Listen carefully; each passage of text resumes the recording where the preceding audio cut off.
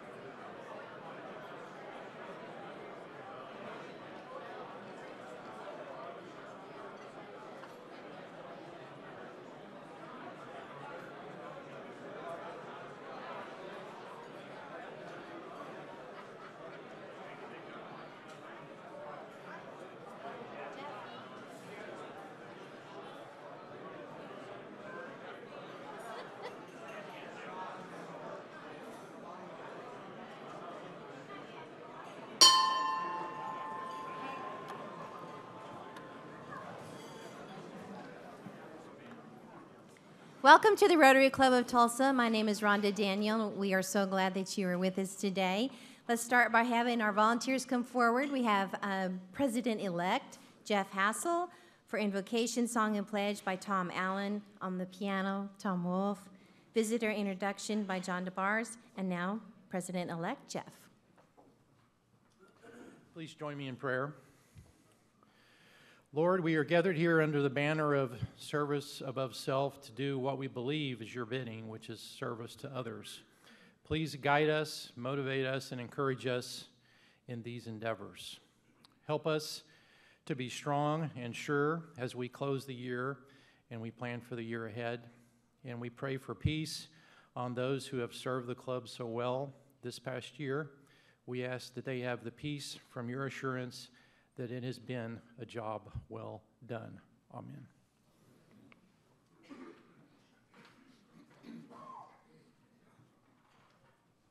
Let's sing America the Beautiful. Oh, beautiful.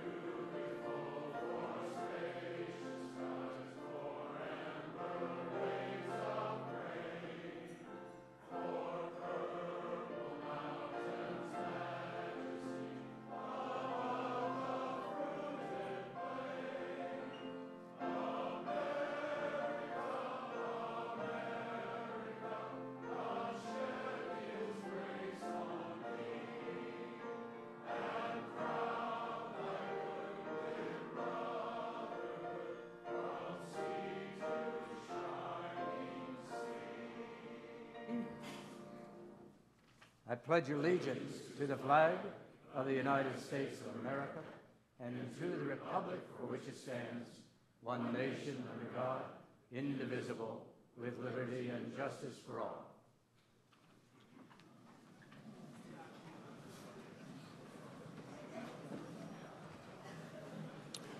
Ladies and gentlemen, welcome to the Rotary Club of Tulsa, Club 2500, District 6110. In our time-honored tradition, we're going to introduce the visitors with their host Rotarian. We ask that you hold your applause until all have been introduced, and then we'll say a hi Rotarian to our visiting Rotarians. First, we have visitor Kent Stroman and Associates, with host Rotarian Steve Whitaker. If you please stand up. Next, we have Mark Morley, who is a prospective member, with host Jerry Dillon. Susan Shupeck is visiting with her host, Sid Shupeck. Matthew Redman with First State Investment is also a visitor with Sid Shupeck.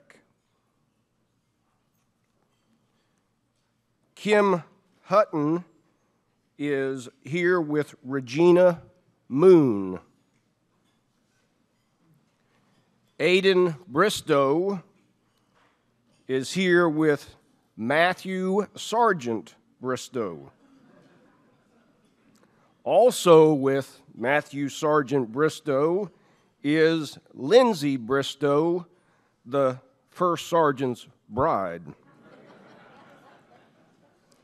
Our next visitor is Kathy Hill with the Salvation Army, who is here with DJ Morrow. Next we have Hunter Matlocks with Maddox, with Rotaract, who's here with Jeff Hassel. Next we have Ashley Sims, also with Rotaract, here with Jeff Hassel. Also with Jeff Hassel, Alicia Doty with Rotaract, and Corrine Gotts. Is it Gates or Gotts? Gates, thank you, with Rotaract with Jeff Hassel. Next we have Brett Pfeiffer, who is visiting with past President Karen Keith. Steve Higgins with BIS is here with John Raines. Next we have Stephanie Edwards with IMAX, who is also here with John Raines. And then finally, the last one we have is Connor Ketchum, who is a Helmrich and Payne intern, who's here with host Rotarian Daniel Ketchum. Would you please give all a big round of applause?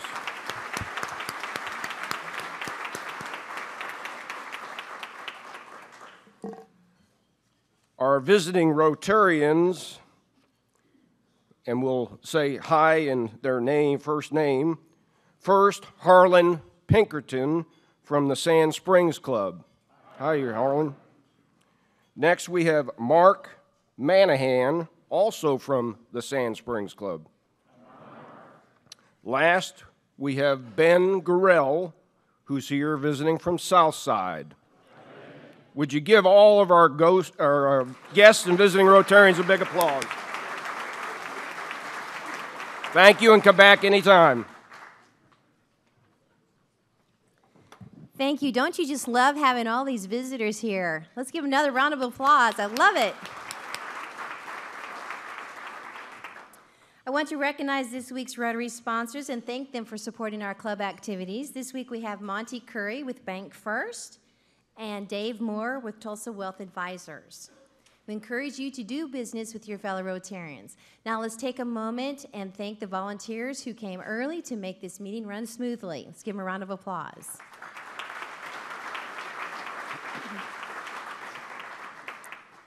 Few announcements. On behalf of the club, we extend our sincere sympathies to past President Linda Bradshaw on the passing of her younger brother, Robert Chambers, on June 14th. It's been our tradition for many years. We once again enjoy Steak Day on June 24th. Any of you know what that means? I do. So that we order enough steaks for Rotarians, be sure to sign up on the card on your table as well as the names of your guests. The meal price is $15 that day. Our books have arrived. Our Club Centennial books are here. Please pick up your book over here. If you went to the gala, which I'm sure most of you did, pick up your books, and then be sure to notice there's the Jack Frank video in the back of the book. We also have additional copies for those of you who weren't able to go for $50. You don't want to miss this book. It is just beautiful. Also, we have DVDs for $20, which is of the gala. So if you'd like to have a copy of the gala, those are $20. And the spirit poles, Linda says you can do so many things with these spirit poles. They are $50. They can be a yard ornament. They can be a centerpiece. They can be whatever you want them to be. Anyway, buy your spirit poles for $50. After the meeting, we will have the books signed today by Jerry Cornelius and Tim Colwell. So if you want to get your book autographed, you don't want to miss that either. The 22nd Annual Henry P. Iba Awards is less than a week away. If you have not received or purchased your tickets, please contact the office immediately. And you don't want to miss out on that either. June 30th is the last chance to purchase your MSNI raffle tickets for the early bird iPad drawing. See Brenda Melancon, David Peterson, and Ben Wyndham. Either one of those people can help you. Committee meetings today, we have several. Budget Committee, room 233. IBA Awards, room 232. Technology and Production, room 234. Visitor Committee in the Beacon Room. And now, Hunter, if you will come to this side mic for your presentation. Hunter Maddox with Rotaract. Good afternoon, everyone. We just wanted to say our thank yous and do our check presentation for our wine, cheese, and chocolate, which we held the end of April. It was a great success thanks to all you guys who supported us, bought tickets, or corporate sponsors. We were able to double each one of our contributions to both our local and international charity. So with that, Ashley, I'd like to present you guys with our check for $6,500 to the Janetta Batchelor Foundation for Children. So if you could just let them know where this is going to go.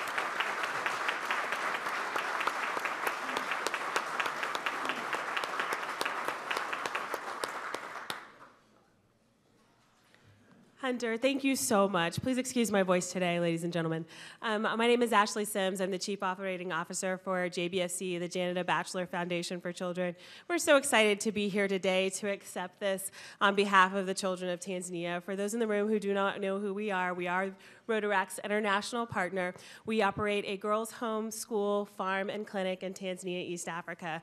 We have 45 girls who live with us and 300 boys and girls that attend our school. Because of this donation, Rotaract will be sponsoring our third grade class of 30 kids. We were going to show a picture, but unfortunately didn't make it in time, so hopefully maybe we could distribute that on an email list or something, but so you can see the 30 kiddos that you guys are supporting. You guys are going to make sure that they have a new tiled classroom instead of a cement floor so that they can learn in a nice, clean environment. You're also providing, I believe, more than 150 textbooks for this class.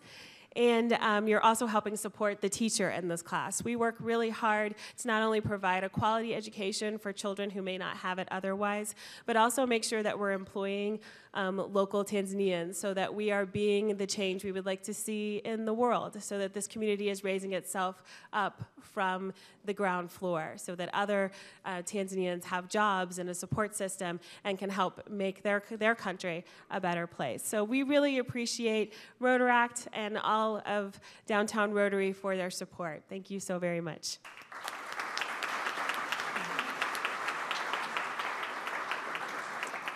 Tim Colwell and Jerry Cornelius, you have a presentation at the side mic.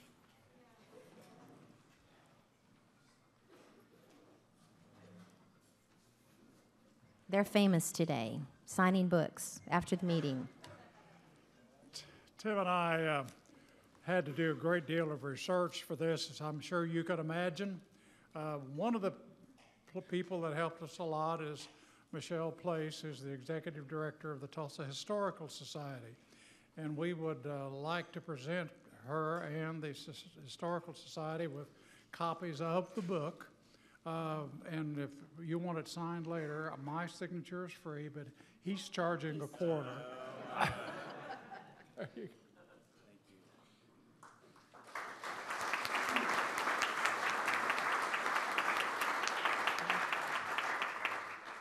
Thank you, Tim and Jerry and Michelle. And now, our Sergeant of Arms, Matthew Bristow.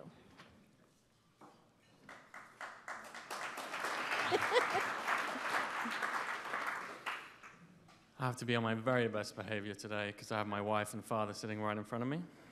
So I will do my best. Just for today, Tom Payne, one of the many Rotarians who's been fined multiple times, but last time he was in Vietnam, so I didn't think that counted. And he was very kind to give for 30 years in Rotary on June 25th, $30. Thank you very much, Tom.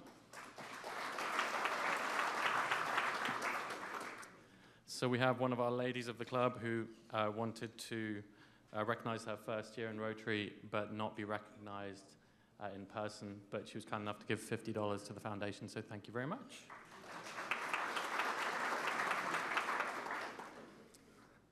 The lady who runs our fabulous zoo, Terry Carell, 2 years in Rotary on June 19th and gave us $100, so thank you very much, Terry. And Melissa Clark, who's been in Rotary 7 years, very active Rotarian, and she gave $100. WPX matched it, so we got $200 for our foundation.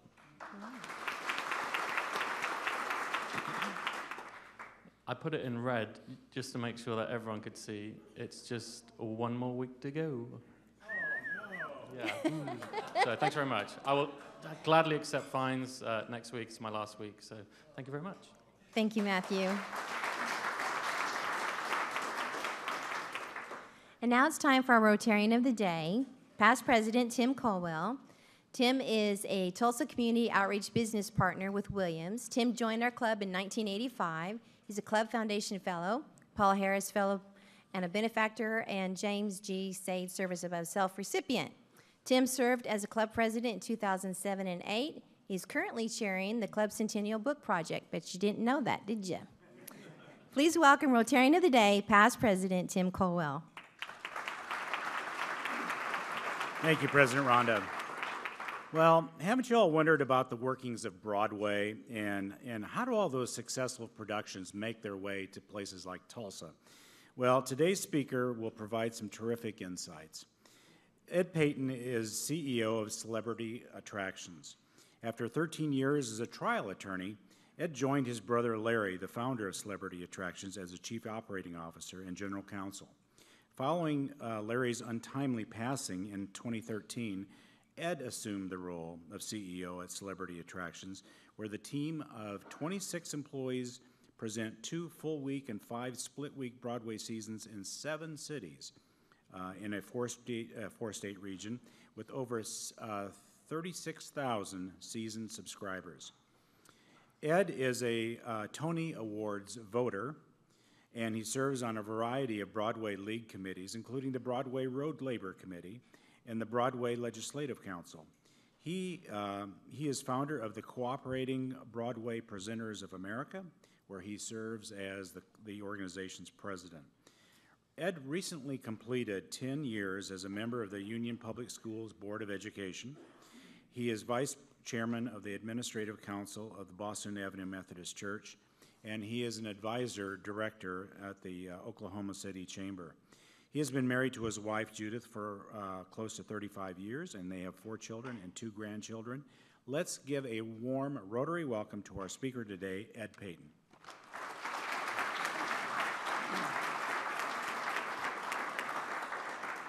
I got to tell you, I'm a little confused, though, as I looked out in the audience.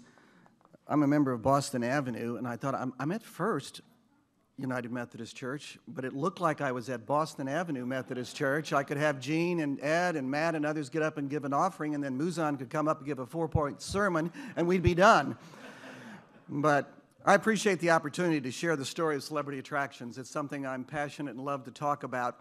But it's especially meaningful to me and for us to do it here today to the Tulsa Downtown Rotary. One reason it's especially meaningful is because of Keith Bailey. When Keith calls, we say, what can we do? Because he was always there for Larry and the company as things got started. In fact, one of my most vivid memories early on in the process of becoming acquainted with how to do Broadway after I joined Larry in business was in New York City, where we were up there for an awards ceremony from the touring Broadway community. And the Williams Company was receiving a very prestigious award, the Star of Touring Broadway Award.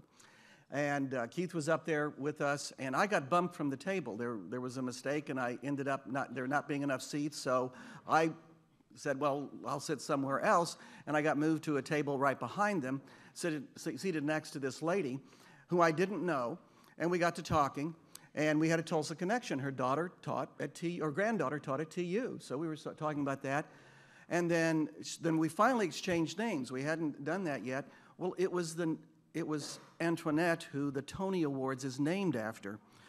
So I told Keith, as much as I loved you, this was really a better place to sit. Second, reason that it's special to me is after my brother passed in February 2013 suddenly, we were getting requests from media to have a photograph of him for a news story.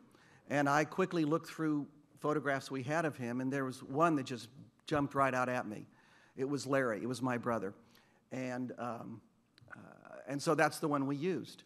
Well, it's the last time, it's a picture of him the last time he spoke here. And so I was really a little bit nervous about somebody taking my picture today, to tell you quite frankly. Yeah, not the same photographer? Good, good. That's good to know.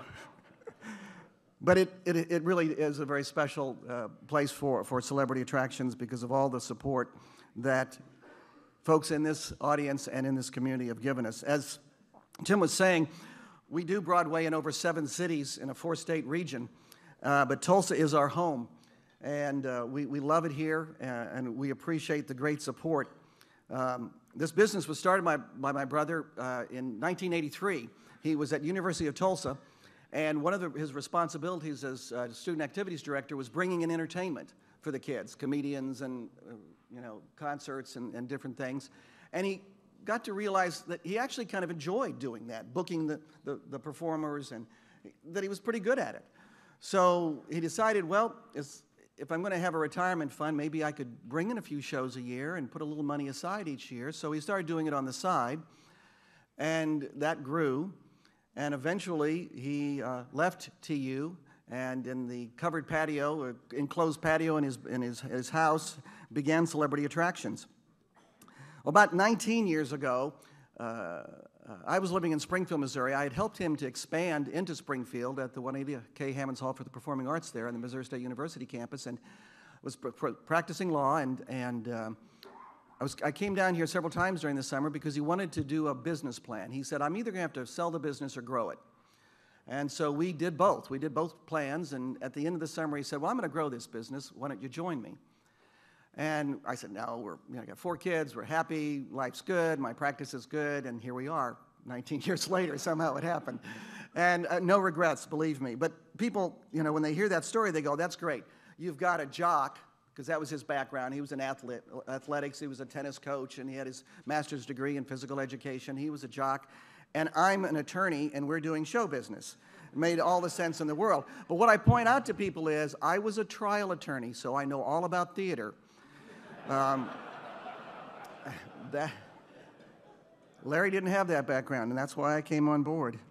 I always say attorney, too, because of something that happened when my younger daughter, Catherine, was 2 years old. We had new neighbors move in next door, and she had a friend there before who, they wouldn't knock. They would just go into each other's houses. They were young and, good friends. Well, she didn't knock. She went into the new neighbor's house and introduced herself and got to know him. And I came home that evening, and I thought, well, I ought to go over and introduce myself to our new neighbors. So I knocked on the door. And he came to the door, and we talked for a while. And at the end of it, he looked at me funny and said, what do you do for a living? And I said, well, I'm a lawyer. He goes, oh, okay, lawyer. That makes sense. And I said, well, why do you ask? He said, well, I asked your daughter when she came over here, and she said you were a liar. And my daughter couldn't say lawyer very well. So I taught her how to say attorney after that, and that's what I've always said. But how do you create a Broadway season? Well, it might sound simple, you go to the producers and say, hey, you've got a show we want, come to Tulsa and sell the tickets, and you're done. I learned real quickly that it's kind of like the Wizard of Oz. There's a whole lot going on behind the scene that you never see. A lot of exciting stuff, a lot of frustrating stuff. It's a roller coaster ride sometimes. There's 4 things to creating a Broadway season. First of all, there's the shows. A subscriber came to me one time and said, when are you going to bring a certain show? They named the show. And I said, well, we're not. And before I could explain, she said, well, why not? Don't you think it'll sell tickets? I said, well, I think it would sell a lot of tickets.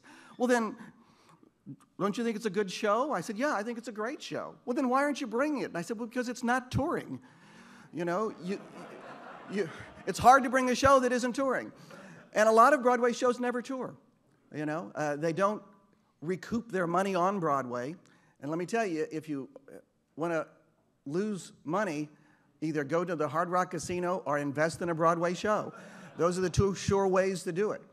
So a lot of them don't recoup their money, and as a result, they don't have the finances necessary to go on the road. If they haven't proven themselves to be successful in New York, then producers don't think that they're likely to be successful in the hinterlands, which isn't always true, unfortunately. There's been some absolutely wonderful shows that failed in New York that would have been dearly loved here in Tulsa, Oklahoma, and that's a battle we fight on a regular basis.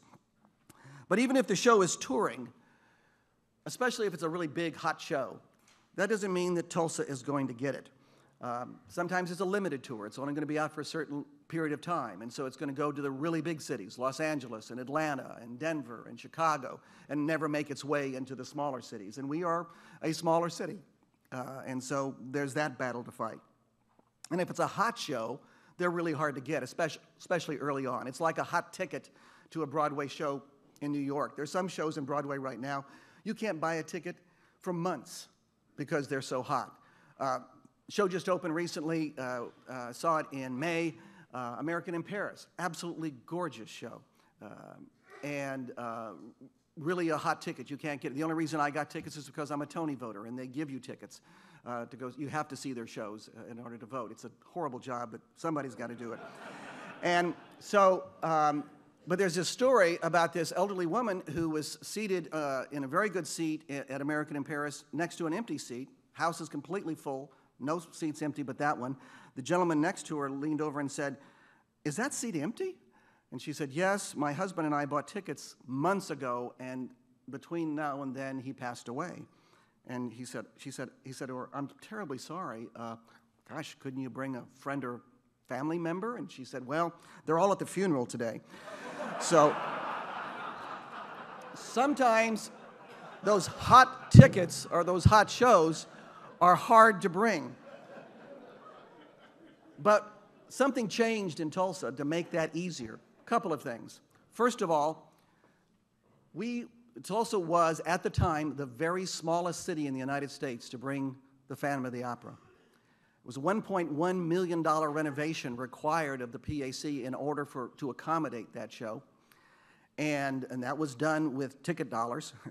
And before the first curtain rose on those 6 weeks, 48 performances, it was sold out. That put Tulsa on the Broadway map. Producers took notice. Oh my gosh, what's going on in Tulsa, Oklahoma? They sold out 6 weeks of Phantom of the Opera.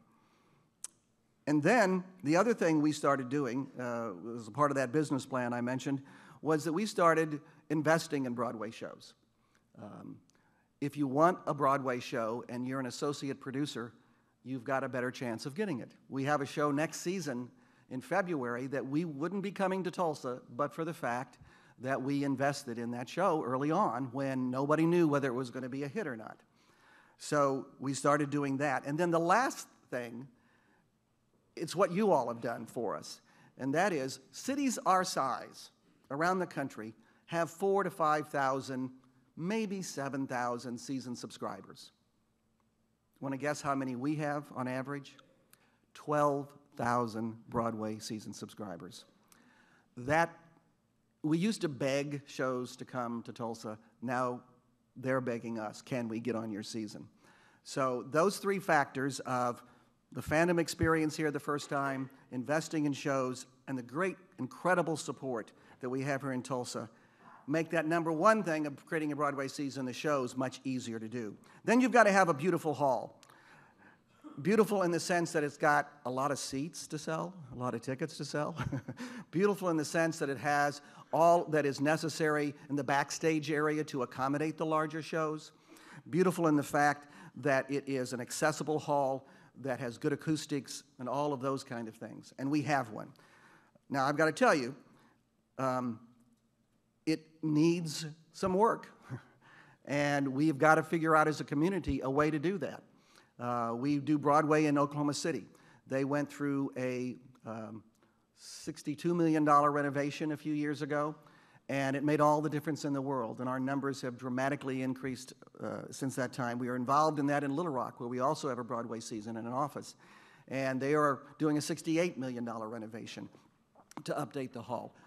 the PAC is in needs of a facelift in some technical areas to keep abreast of what's going on, and we hope that somehow down the road that can be addressed. We also have a need, as some other folks in the audience know, for a larger rehearsal hall of about 1,500 seats or so that we can free up space in the bigger hall for other shows, because the Tulsa Opera, the Symphony Orchestra, the ballet, and others, very successful arts organizations, we are all vying for a limited number of weeks in that hall. There's only 52 weeks in a year, unfortunately, and so that's a challenge there. But we have the hall, and it is phantom ready because of that $1.1 million renovation several years ago. That means that it can accommodate almost every show. It isn't Lion King ready. Those of you who've attended Lion King at Tulsa know that we have to go in and Disney makes us remove, and it's heartbreaking to us, 265 top-price seats on the floor in order to have that wonderful parade of animals come down before the first and second act.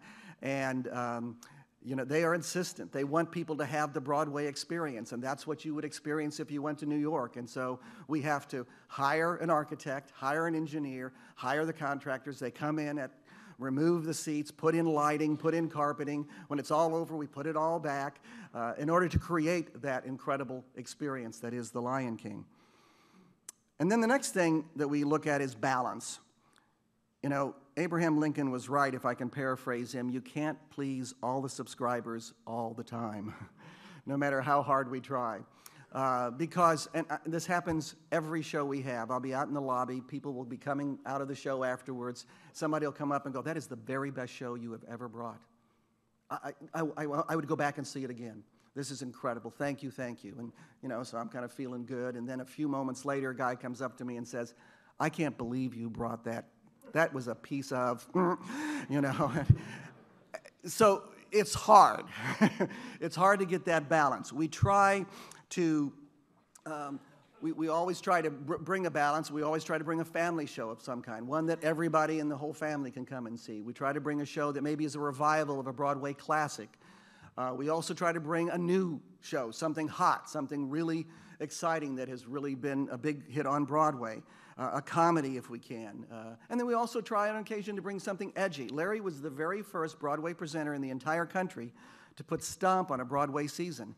And everybody said, "You're crazy," and it sold out, and now, after that, everybody was doing it, you know. And so we try to introduce some new and different stuff on occasion. That's the stuff we usually get some pushback on, you know. But also we get new audience in. People who haven't been in the theater before come and see these shows because it's new and different.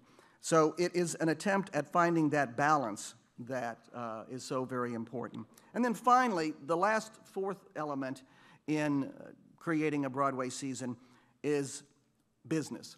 There's two words in show business, and if you don't have the business side of it, you don't have the show.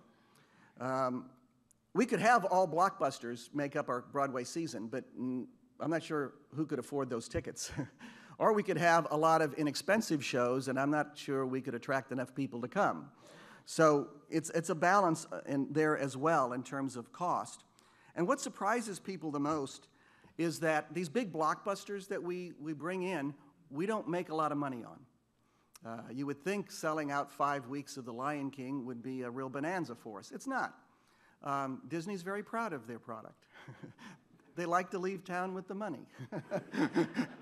And so we don't. But it helps the economy here. It helps our Broadway season to attract new people to come, and they come into the theater and they get excited about the experience, and then they come back. It's kind of a lost leader that we love to do because people love those big, huge blockbusters so much. In fact, speaking of the economy, we had 2 weeks of Phantom here recently, and the we're a member of the Broadway League. I'm on several of the boards and committees there, and one of the things we do is they have a research department that does economic studies, and they just recently updated the economic impact of touring Broadway study, and Tulsa was a part of that study. The estimated economic impact of that 2 weeks on the Tulsa economy was over $11 million. You know, we employ stagehands. There are hotels that are Larry had this wonderful story of this man, the first time he brought Phantom, coming up to him mad at him. He says, I'm really mad at you, Larry. He says, what did I do? He goes, you brought Phantom. And he says, oh, you're the first person to say that was upset. He goes, well, no. My wife says she wanted tickets. I got tickets. They weren't cheap. And then she says, well, I need a new dress. And okay. And then there's dinner. And then, and the ancillary spending on a big blockbuster like that is estimated at $79 per ticket on average. That's incredible. 11 million bucks of impact in this community. Now, we've got a great season lineup coming up. I wouldn't be a Broadway presenter if I didn't try to convince you that if you're not a season subscriber, you need to become one. We kick it off with a show that I was very leery of before I saw it on Broadway, and it's because I love this movie. I have loved this movie forever, since the very first time I've seen it. It's a family tradition in our home, and it's the movie called A Christmas Story with Ralphie. You'll shoot your eye out. And, somebody decided that it was a good idea to make this into a musical, and I thought, oh, it works. Oh my gosh, I had an incredible time at that show, and we immediately tried to get it. The problem is it only goes to 8 cities because it's just a holiday tour. So, we pulled strings and did what we could, and we're bringing it this fall to kick off the holiday season. And if you don't see it, you'll want to shoot your eye out. It's just it's a great show.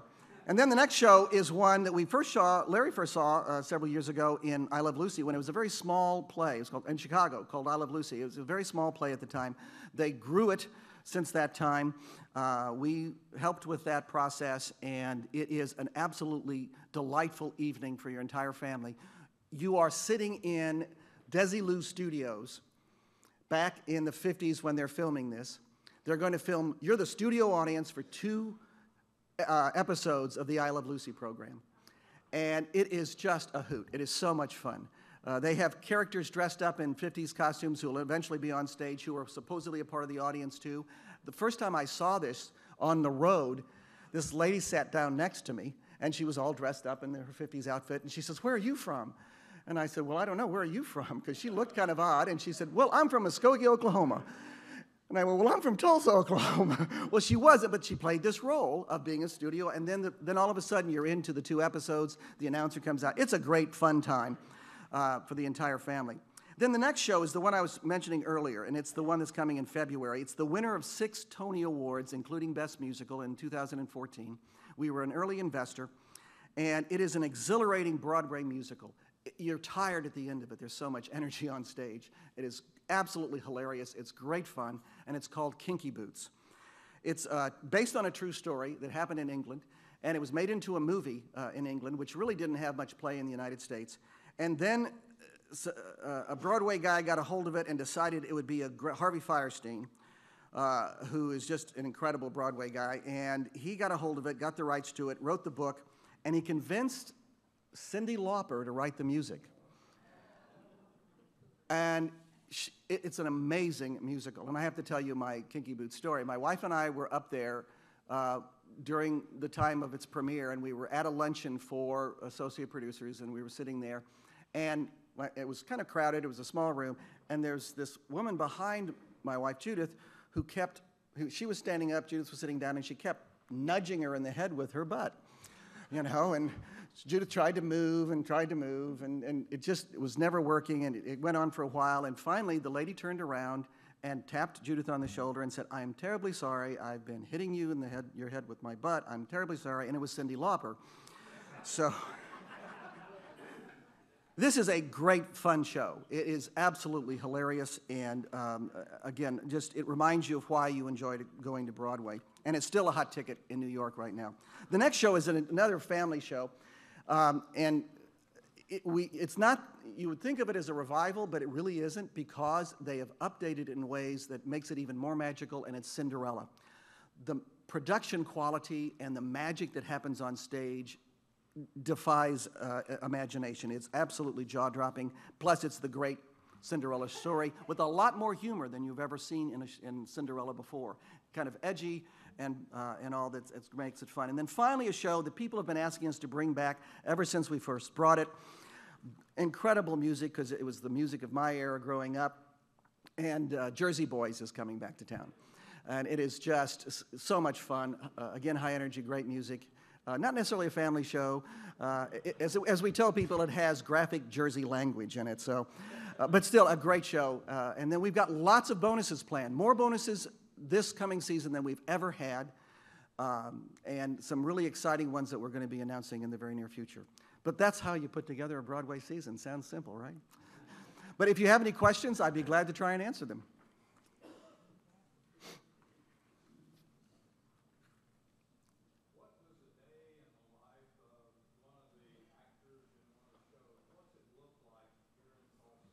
Well, you know, we have a website that's devoted entirely to the touring companies, and in it we give them all of the information about Tulsa, you know, things, places to go, places to eat, you know, what's available and like that. First of all, most of them sleep late. They rise later because they've been up late, you know, and worked very hard. And so a lot of them are late risers. But almost all of them, not all, but most all of them want to get to know the communities they're in. And having a week here makes that easier. Now, they can't do anything on the weekends because they sleep late and then they have a matinee and an evening performance. So it's during the week, Tuesday, Wednesday, Thursday, and Friday, that they have the opportunity. And we will assist them any way we can. In addition, the other things listed on there are where they can get a massage, where they can go work out, if there's a dentist, you know, a dentist we recommend, on and on, all those kind of things, because they're also taking, just like all of us, have to take care of business, you know, and so they do that as well during the time. And people, the cast and crew love coming to Tulsa. They really do, you know, and especially in recent years as the downtown area has increased in opportunities for nightlife and restaurants and things and culture and things like that. They really enjoy the opportunity to get to know the community here, where a few years ago we didn't have as much downtown. So the Brady District and everything like that has really helped to make it a better place for them to be. But it's their off time, and so they do things just like you and I would do, except they don't have to mow the lawn. Yeah. Yes? You were talking about the other venues and the other markets that you're in, and I noticed that you're in Abilene, Texas. Yes.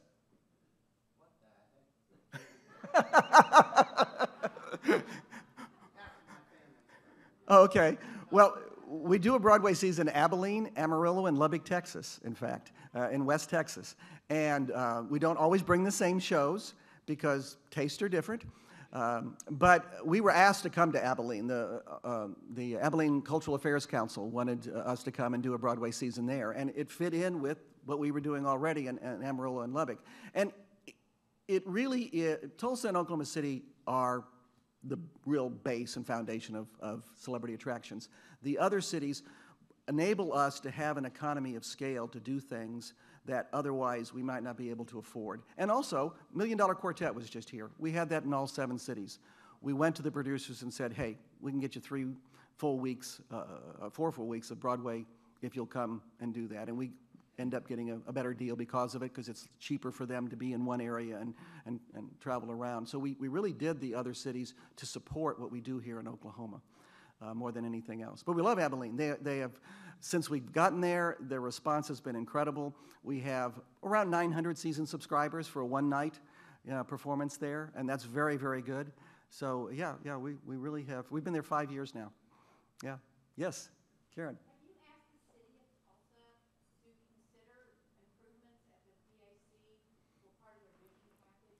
Yes, we have, haven't we? Yes.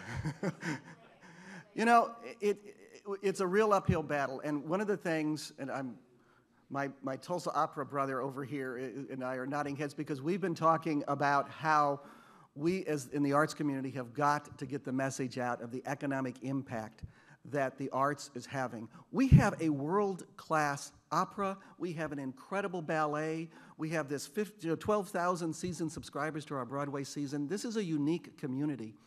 And you know, one of the things that is important about that, not only the economic impact directly, but in attracting businesses, you know, every city in the country is going to offer them tax increment financing and tax abatements and all of that infrastructure stuff. You're on a level playing field. You're not going to win them doing that. You win them by the quality of the life in the community. That's what they're looking for.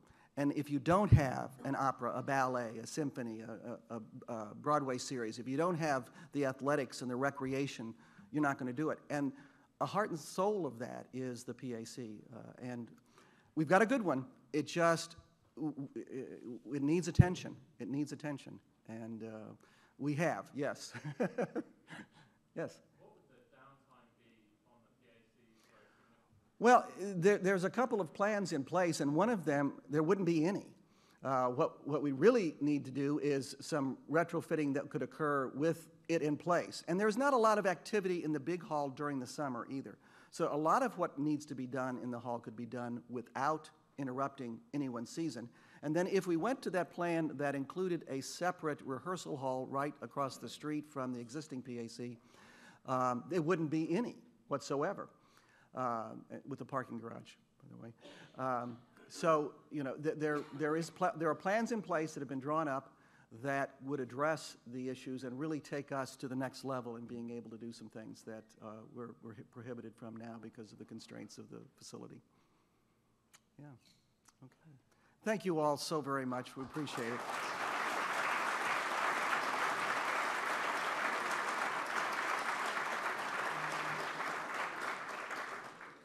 Thank you so much. You need to buy your tickets. I'm ready to go see some of those shows. A book recognizing today's program will be presented to our partner education school called Star Wars Adventure of Luke Skywalker. Thank you for signing the book. Upcoming programs, June 24th, Year in Review. Not sure what that's all about. July 1st is Jeff Hassel's inaugural meeting, so you don't want to miss either one of those. And also, as a reminder, books will be available for distribution to our members who attended the gala. All others are welcome to purchase the books for $50.